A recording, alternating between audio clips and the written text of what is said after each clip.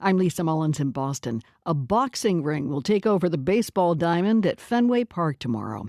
Now, the ballpark has hosted boxing events before, but this time it's different. It's bare-knuckle fighting.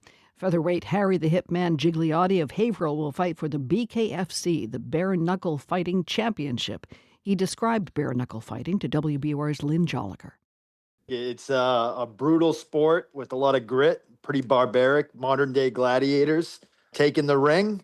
When the referee says knuckle up, the bell rings and it's time to rock and roll. Okay, so in MMA fighting, there are like open finger gloves. You don't wear anything like that. You have gauze tape wrapped around the wrist and like the lower part of the hand. Basically, gauze and tape just to hold and restrict the bones in place so we don't have breaks and wear and tear. And it just goes right up to the knuckle line. And we should point out there's no kicking or elbowing like in mixed martial arts as well. Correct. But there is tie plumbing, which is basically like inside dirty boxing. You can grab the neck and pull down and use that for leverage. And we should say legal professional bare-knuckle fighting just started in the U.S. in 2018 after being banned for more than a century. The last time there was a fight like this was the late 1800s, I guess, before 2018. So how did your youth in the Haverhill area eventually lead you to professional fighting, this form of it? I grew up in a boxing gym. My family, I come from 4 generations of boxing, stemming all the way from my great-grandfather down the line to my grandfather, my uncle, to my cousins. My cousin Jeffrey, the Hellraiser Fraser, God rest his soul. I lost him, unfortunately, was like my role model, my biggest icon. I grew up from like the age of 6 years old fighting in the neighborhood. And you said you were actually picked on some as a kid? I was picked on as a kid as well. I had a lisp and a learning disability, so people targeted me. You kind of had to fight your way out. You either stand on business or you're going to get picked on.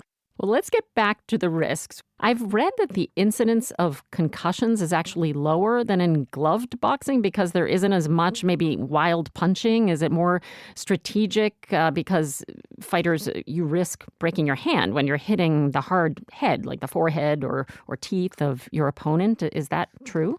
Obviously, the bone-to-bone contact, there's a little bit more wear and tear and breaks than boxing because you got those pillows in your hand. So the referee can see the damage that outlies, where in boxing, the internal damage, the brain's getting constantly rattled, and that's causing a lot of that wear and tear and brain damage that you can't see because you're going longer rounds and in longer minutes. It's 3 minutes. So these are shorter bouts in the bare-knuckle fighting. Correct. But it looks more violent and bloody with the bare knuckles, right? What are your thoughts on the level of violence? Do you have any concerns about it? I mean, if you're good at what you do and you're defensively sound and you can play great offense as well, I think that you can take this really far. But a lot of the guys that just come in there thinking this is just a brawl, I think it's evolved past that. Is there anything you do to increase your safety in a fight? Rolling a lot off the punches, trying to catch it off the shoulder or rolling. And every action needs a reaction. You have to have something behind it. You can't just sit there and wait. It's a fast-paced sport. And how do you feel about fighting at Fenway Park as this sport is starting to grow? The Red Sox were the first professional sports team I'd ever seen live. So it was like going to that stadium. Me, my brother, and my dad used to get 15 tickets every season from like 2004 to 2008 or 9. And it's just a dream come true. Surreal opportunity. And I just can't wait to be on full display on fight night.